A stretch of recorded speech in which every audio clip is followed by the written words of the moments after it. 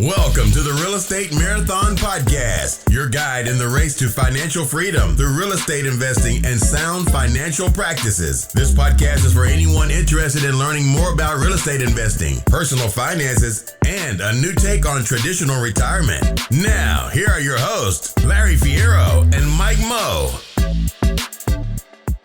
What's going on, everybody? Welcome to the Real Estate Marathon Podcast, your Monday morning motivation edition, where we get you warmed up for the full episode later this week in under 10 minutes. So, Mr. Fierro, how you doing tonight, man? I'm doing very well, Mr. Mo. How are you today, sir? Not too bad. I am excited to get this quick hit of actionable content out to people. Like we had talked about earlier, we're deciding to do this quick 10 minutes to really kind of start the week off right? We're calling it the Monday Morning Motivation Edition. So we can do a couple of things. We can follow up on our call to actions from the previous week, and we can kind of set the stage for this upcoming episode and give the folks a quick hit of some content that they can implement right off the get-go this week, starting with Monday morning. Am I right? Yeah. We're going to try and get you thinking in a positive attitude, a positive way first thing Monday morning. And we want to try and hold you a little bit accountable by going through the call to action and giving you someone to have to answer to, just try and get you motivated to get it taken care of. Yeah, for sure. Really, honestly, the biggest part of everything is follow-up, right? Are we going to follow you? We're going to read the book, we're going to listen to the podcast, but are we actually going to follow up with the action? And that's what we're here to do, right? So we talked a little bit last episode that came out last Thursday. We talked about setting your team and a lot of the benefits of real estate, right? And one of them was the call to action on that episode was to find a CPA or a tax strategist that you can partner, you can start to vet, that can be a great asset to your team and who can really show you the ropes of how to maximize your tax benefits when it comes to real estate investing. Yeah, the best time to enlist a real estate CPA would be before you actually need one. You got to make sure that you vet them, make sure they've got the experience that it needs, and make sure when you're setting up your LLC or your corporation or however you're going to set up your real estate buying that it's actually maximizing the tax benefit to you. And that's where a very good CPA comes in. They're just invaluable. Yeah, yep, 100%. And I think this is kind of a common theme we're having here, right? When we talked to Mr. Tim Swarzik back on episode 3 about the loan, being a loan officer, his thing was, well, contact me early, right? So I can kind of help mold the next couple of decisions you make. I think that's the same thing, like you said, with the tax strategist or with a CPA. Get with them early. One, because you can kind of start to vet a few of them before you actually need one, and you're kind of stuck, making a snap decision because you need it and it's tax time, right? So you can kind of have more time to vet and find one that works for you. But also they can kind of help you throughout the year, so it's not as big of a pain at the end of the year. And maybe there's some things that you can do throughout the year that'll give you more tax benefits. So it's important. You're not finding somebody just to do your taxes. You're finding somebody who can be a tax strategist and can be in your corner from a tax perspective throughout the entire year. And that's what a good CPA is going to do, who knows real estate in and out. The best quote I've ever got from this, and I think I covered on one of the last couple of episodes, is there's 2,600 some lines in the tax code, right? One of them says that you have to pay taxes. Every other line is ways to not pay taxes, whether it's certain exemptions or certain strategies that you don't have to, or ways to kind of move money around where you don't have to pay taxes. It's 100 different ways how to not pay taxes, and one line that says you have to pay taxes. Absolutely. And it's always easier to get it right the first time than it is to actually put your business in the wrong vehicle, the wrong structure, and have to pull it back out of that and put it in a more tax advantageous structure. So if you get with a CPA and they want you in an LLC, or they want you in a partnership, or they want you in a corporation or an S corporation, you really should figure that out before you get to the point where you're already in it and find out you chose the wrong one. So. Yeah, for sure. So that's our call to action. It is now a handful of days since the last episode released.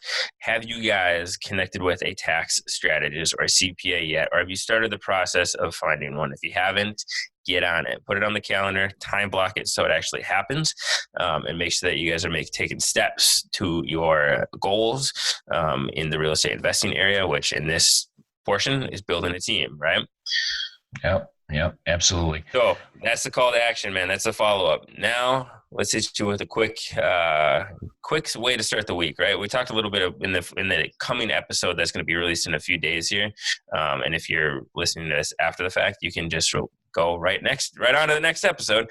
But the next episode, we talk a little bit about goals and about starting with the end in mind, right? And I think it's super important to, before you get too far in this process, to have a solid set of goals and have a clear vision of where you're trying to get to, because what that allows you to do is when things get tough or when decisions have to get made or when you got to put a little bit of more time and effort into things, it allows you to anchor back to these goals and these visions that you had to begin with. And it allows you to make decisions more consistently and allows you to stay motivated throughout this whole process. So make sure that with your real estate investing, with whatever you're trying to do here with financial independence, you have your goals solidified and they're crystal clear on where you want to be in 2, 3, 5, 10 years, whatever it may be. Yeah, the goals I basically call my blueprint. If I don't have the goals, then I have no idea how to build it. And you have to have goals. They're like the instruction manual on well, I was going to say VCR, but they don't make those anymore. So, we're coming up to the end of the year, and it's very important that you sit down and plan your goals for the following year. That's one of the things that my family and I like to do. We sit down every December and we evaluate the goals for the previous year, how we did hitting those goals.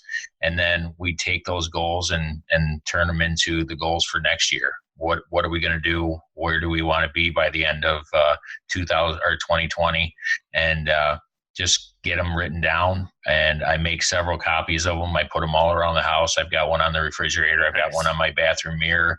And you have to look at the goals every morning. Take a look at them and see how you're doing. And if you're not getting on the goals like you should be, then just start today. Get the goals working towards them and take tiny steps every day. Yeah. You made a really good point there. It's not just set some goals and then forget it. Set some goals, and there's got to be a plan or a system in place to follow up and consistently measure those goals, right? So a lot of people will do that, set the annual goals and then check back on a quarterly basis or a monthly basis. I like to get a little more granular in that, set the annual goals, and then have monthly check-ins and then weekly action items to make sure that making progress to that. You and I just recently went through a little exercise last week with our Vivid Vision for the podcast, right? Which if you guys haven't checked out the Vivid Vision book, now I'm going to forget who the author is, but just Google Vivid Vision, and I'm sure you'll find it. It's a really, really good strategy on making sure you are crystal clear on where you want to be in 3 years. Because the idea is, if you know exactly where you want to be in 3 years, then you consistently check back in on this over the course of those 3 years, you're gonna find your way to get there. You don't necessarily need a map, but you need to know where to go, right?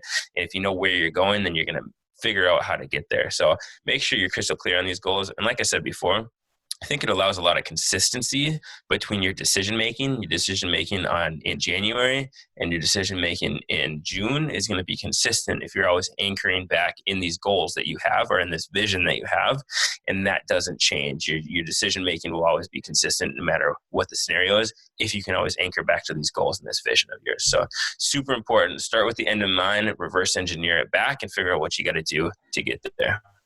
Absolutely. And we had a very good planning session. We know where we want to be in 3 years, and we're starting today. And, you just get it done and write down your goals, come back to reverse engineering, and you should be having the roadmap to get there.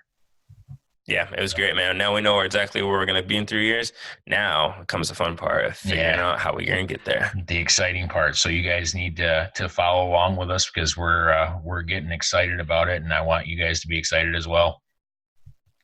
Heck yeah. So, Cool. Anything else, man? no, I think they should just, it's Monday morning, have your coffee while you're sitting there drinking your coffee, start writing down some goals. Just, doesn't have to be perfect goals, and you can always reevaluate them and revise them as you go along, but, get something on pen, put pen to paper and get something written down. I think you'll be all right. Yeah.